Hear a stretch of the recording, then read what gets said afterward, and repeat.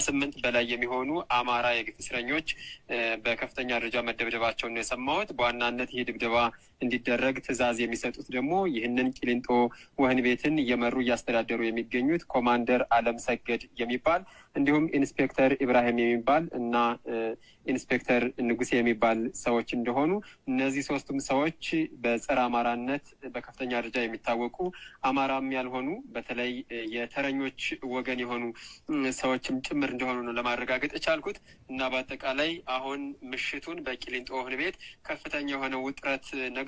መጀመሪያውኑ ዛሬ ይህ ድብደባ እንዲፈጸም ምክንያት የሆነው ግባ አትግባም ከአንድ ሰው ጋር ንትርክ በመፈጠሩ ለምን ትመታዋለህ በሚል አንድ ሽማግሌ ሰው በፖሊስ ሲመታ፣ ሌሎቹ ደግሞ አይ ለምን ትመታዋለህ ይገባል እንደዚህ በሚል በቆጣሪ ወይም ባስገቢ ፖሊሶች መነጋገር ከተጀመረ በኋላ እንደውም እናንተ ጽንፈኞች የጽንፈኛ አስተሳሰብ ይዛችሁ ጠግባችኋል በማለት አማሮችን ነጥሎ በከፍተኛ ደረጃ እንደደበደቧቸው ጽንፈኛ የሚሏቸው የፋኖን አስተሳሰብ ተሸክማችኋል በማለት እንደደበደቧቸው ነው ለማረጋገጥ የቻልኩት። እንግዲህ ቂሊንጦ ወህኒ ቤት ከዚህ በፊትም የበርካታ የግፍ እስረኞች ይታሰሩበት የነበረ ነው። በተለይ 2008 2009 አካባቢ በነበረው ወያኔን የመታገል እንቅስቃሴ እዛው እስር ቤት ጭምር እሳት እየነደደ ቃጠሎች እየተፈጠሩ ጭምር ከፍተኛ ትግል ሲደረግበት የነበረ መሆኑ ይታወቃል።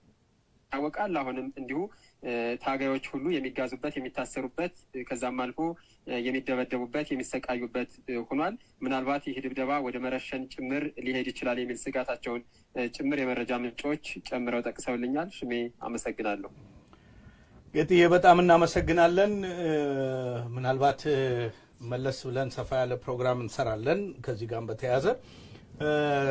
እግዚአብሔር ይስጥልን ጌጥዬ፣ እድሜና ጤና ይስጥልን። አመሰግናለሁ። እግዚአብሔር ይስጥልን። እንግዲህ ይህ መረጃ ለአድማጭ ተመልካቾች እንዳያመልጥ ነው። ያው እንደሰማችሁት በዞን አንድ ገና በርካታ ግፎች እየተፈጸሙ ነው። ግን ይሄንን እያየን እየሰማን በየጊዜው ግን ተራ በሆነ አጀንዳ እየተጓተትን ያለን ሰዎች ምን እንደፈለግን ምን እንዳሰብን እንግዲህ ከዚህ ማየት ነው። በቀጥታ ወደ አንታችሁ። እሺ እንግዲህ መረጃው ደርሷል። ጌጥዬ እናመሰግናለን። የእስረኞቹ ላይ እንደዚህ የሚደረግ ግፍ፣ በደል፣ በማንነታቸው ብሔረሰባዊ ማንነታቸው ለይቶ ማጥቃት እነዚህ የተለመደ መጥቷል። አሁንም የዛሬ 2-3 ሳምንትም እንደዚሁ ለፍተሻ በሚል ገብተው ሌሊት እንደዚሁ ተመሳሳይ ነገር አድርገው ነበረ። እንግዲህ ተከታትለን ደግሞ ከዛ በኋላ የተፈጠሩ ነገሮች ካሉ የጉዳቱን መጠን የምናደርስ ይሆናል። ወደ እጣዩ እንደገና እንሄዳለን። አሁንም የድምጽ ችግር ደግሞ የሚሉ በመሀል እየተከሰቱ ነውና ፒተር ጆሃንስበርግ ድምጽ እያለ ከሆነ ለዲስትራክሽን ከሆነ ያው እንትኖች ምንድነው ሞዴሬተሮቹ ሊያስወጡ ይችላሉ እና ሐሳብ ካለ ሐሳብ ይስጥ ተከታተል። እየተሰማ ድምጽ ምናምን እያለ ዲስትራክሽን የሚፈጥር ካለ ሞዴሬተሮች እያዩ እንትን ሊያደርጉ ይችላሉ። ወይ በችግር ከሆነ የራስህን ድምጽ ከፍ ማድረግ ነው ምንድነው የዲቫይስህን ድምጽ መጨመር ነው። መልካም ወደዛው ወደ ዋናው ነጥብ እንሂድና የደብረጽዮንና ጌታቸው ረዳ መካከል በሁለቱ መካከል ልዩነት መፍጠር ነበረ የአብይ አህመድ የመጀመሪያው አጀንዳ የሆነው እዛ መከፋፈል መፍጠር ነበረ። ለዛ ጌታቸው ረዳን ወደ ራሱ ለማቅረብ ማንን አፕሮች ማድረግ ያለብኝ የሚለው ነው የወሰደው።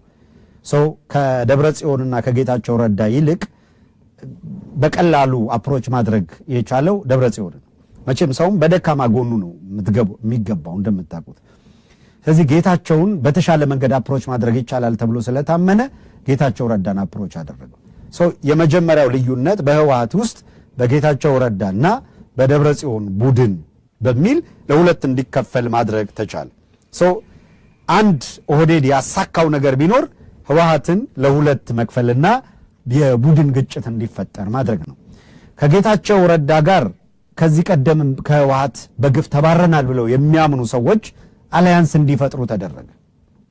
እነ ጻድቃን ገብረትንሳኤ እነ ማን ነው ስዬ አብርሃ እና አረጋሽ አዳነ እና አረጋዊ በርሄ እነ ገብሩ አስራት እነዚህ ቀደም ብለው የነበሩ አካላት በተለይም ከኢትዮ ኤርትራ ጦርነት በኋላ ህወሓት ምስንጥቃት ሲያጋጥመው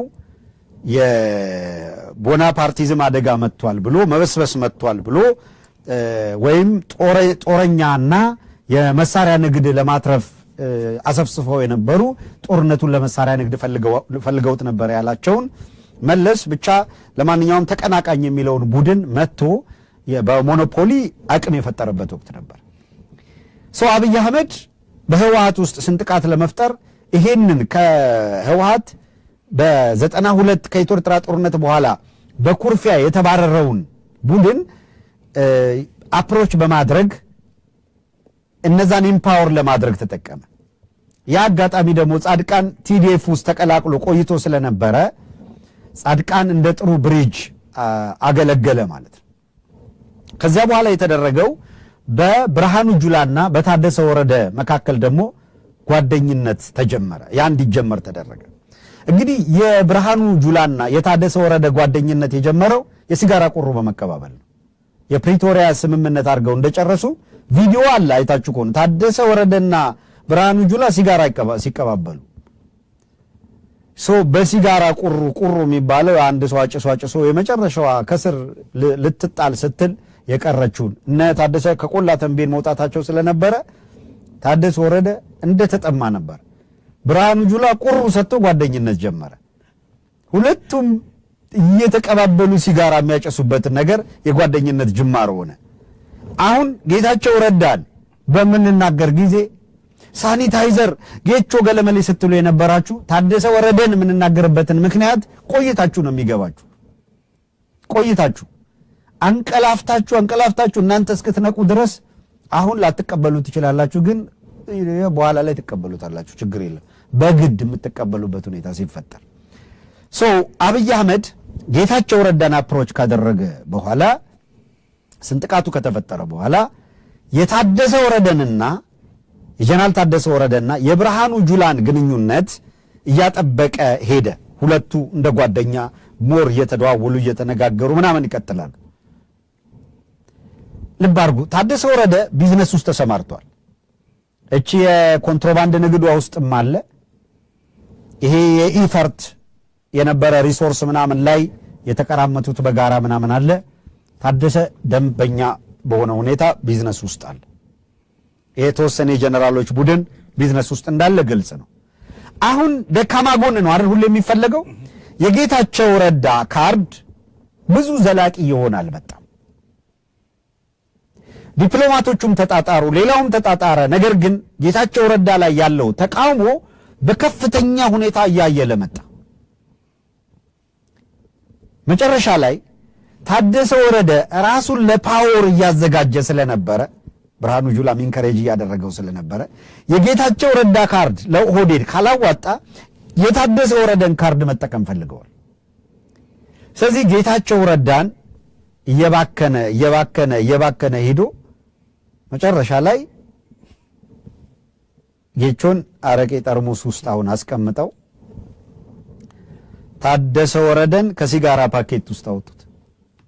አሁን ዲል ተጀመረ ማለት ነው። ምንድነው ያደረጉት? ታደሰ ወረደ በቀደም አዲስ አበባ ተጠራ፣ አብይ አህመድ አነጋገረው ምናምን ሊመለስ ነው።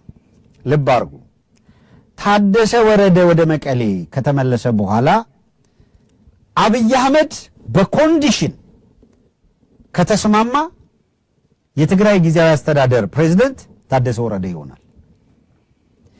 በቲፒኤልኤፍ በኩል ታደሰ ወረደ ይሁን የሚለው ላይ ስምምነት አለ።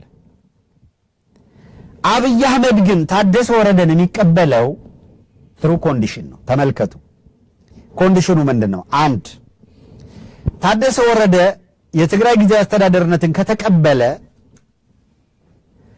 እዛ ያለውን ወታደራዊ ኃይል አስተባብሮ ከአብይ ጋር በመሆን ወደ ኤርትራ ውጊያ ለማድረግ ከተስማማ አንድ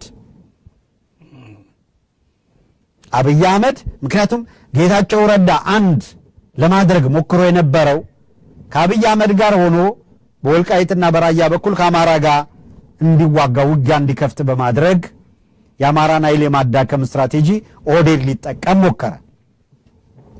ይሄ እንቅስቃሴ እምብዛም ያልተሳካው ጌታቸው ረዳ ጋር ከአብይ አህመድ ጋር ሆኖ በወልቃይትና በራያ ራያን እንኳን ረጅም ጊዜ ሆኗቸዋል ከያዙት ውጊያ በወልቃይት በኩል በወልቃይት በጠለምት ውጊያ ከተገባ የትግራይ ኃይል እዛ ውስጥ ከገባ በአማራና በኤርትራ መካከል የሚፈጠረው አላያንስ የጦርነት አውድማውን ዞሮ ዞሮ መቀሌን ማድረጉ ስለማይቀር ትግራይ ሌላ ከባድ ኪሳራ ውስጥ ይቆያል የሚለው። ሌላው አብይ አህመድ የማይታመን ስለሆነ ከኤርትራ ኃይሎች ጋር ሆኖ መቀሌ ከተዋጋ በኋላ የኤርትራን ኃይሎች እንደካደ ሁሉ ከአማራ በኩል ኃይል ሰብስቦ ከተጠቀመ በኋላ አማራን እንደካደ ሁሉ የአፋርን ኃይል ተጠቅሞ አፋርን እንደካደ ሁሉ ከትግራይ ኃይል ጋር ሆኖ አማራ ጋር ውጊያ ከገጠመ በኋላ የኃይል ሚዛኑን አይቶ ትግራይን እንደሚከዳ